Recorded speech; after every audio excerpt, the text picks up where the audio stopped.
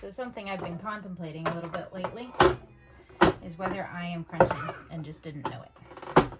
There's always that stereotypical crunchy person who shows up at a potluck with, organic hummus and kale chips. They have a panic attack if they see you wearing rubber-soled shoes and stuff like that.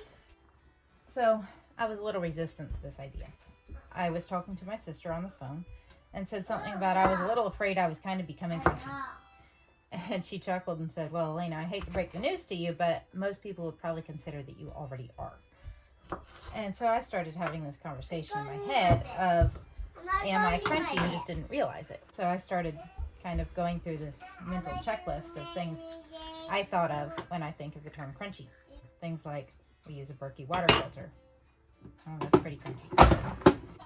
I was like, we eat some sweets. Yeah, but a bunch of them are sweetened with agave nectar, and if you even know what that is, you're probably a little bit crunchy. I definitely know way more about history, trees and animals and so forth than I do about popular culture. I read the labels on almost everything. We eat organic when we can afford it. I've recently started questioning my laundry detergent choices. God forbid, there could be dyes and things in there that might cause cancer. I use vinegar rinsers on hair and laundry.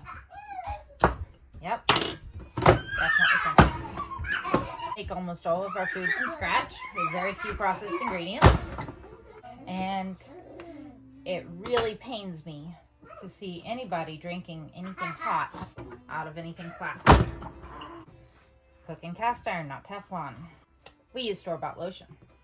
Yeah, but then I read the label and decided we better make it ourselves. I drink coffee. It's Swiss water processed decaf coffee. And you don't really even care about that unless you have noticed that often they use for harsh chemicals to process coffee to get out the caffeine.